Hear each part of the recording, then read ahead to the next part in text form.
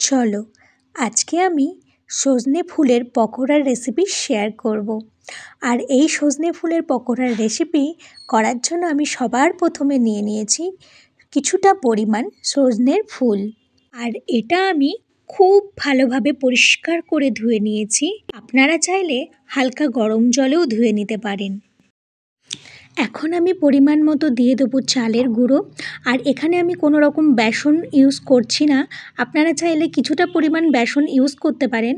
আমি পুরোটা চালের গুঁড়ো দেওয়ার পরে এখানে সামান্য পরিমাণ লবণ, হলুদ আর দিয়ে দেবো সামান্য পরিমাণে কালো জিরে। এখন দিয়ে দেবো আমি কিছুটা পরিমাণ পোস্ত, যেটা একটু স্বাদটা বাড়াবে সুন্দর। এখানে দিয়ে দিচ্ছি লঙ্কার গুঁড়ো। এবার আমি এটাকে খুব ভালোভাবে হালকা হাতে মেখে নেব। আর এখানে আলাদা করে আমি কোনো জল ইউজ করছি না, আগে দেখে নেব জলের পরিমাণটা লাগে কি না, যেহেতু ফুলের মধ্যে অলরেডি জল রয়েছে।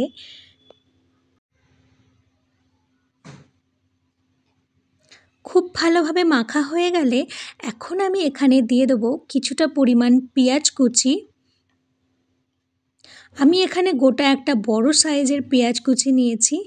এটা দিলে ভীষণ সুন্দর একটা স্বাদ হয়, আপনারা চাইলে এটা স্কিপ করতেও পারেন।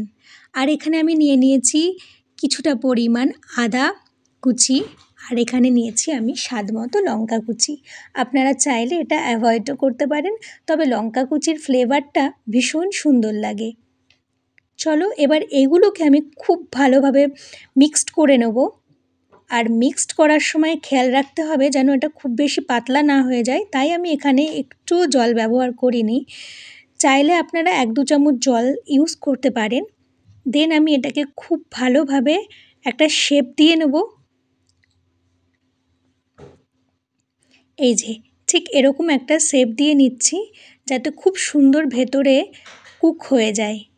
দেখো আমার এখানে সুন্দরভাবে রেডি হয়ে গেছে পকোড়াগুলো, আমি শেপ দিয়ে নিয়েছি। এবার আমি হালকা আঁচে প্রথমে তেলটাকে গরম করে নিয়েছি, তারপরে হালকা আঁচে সবগুলোকে ভেজে নেব।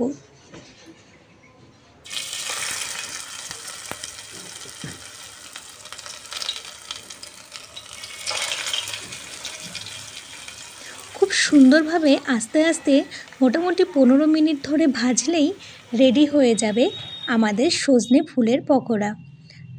তো এপাশ ওপাশ দুপাশ সুন্দর করে ভাজা হয়ে গেলে আমি এটাকে সুন্দরভাবে পরিবেশন করব। তো কেমন লাগলো আজকের এই রেসিপি অবশ্যই কমেন্ট করে জানাতে ভুলবেন না। দেখা হবে আবারও নতুন একটা ভিডিও নিয়ে। ততক্ষণ আপনারা ভালো থাকবেন, সুস্থ থাকবেন। আর আমার এই রেসিপিটা অবশ্যই একবার ট্রাই করবেন, আশা রাখছি ভীষণই ভালো লাগবে। টাটা।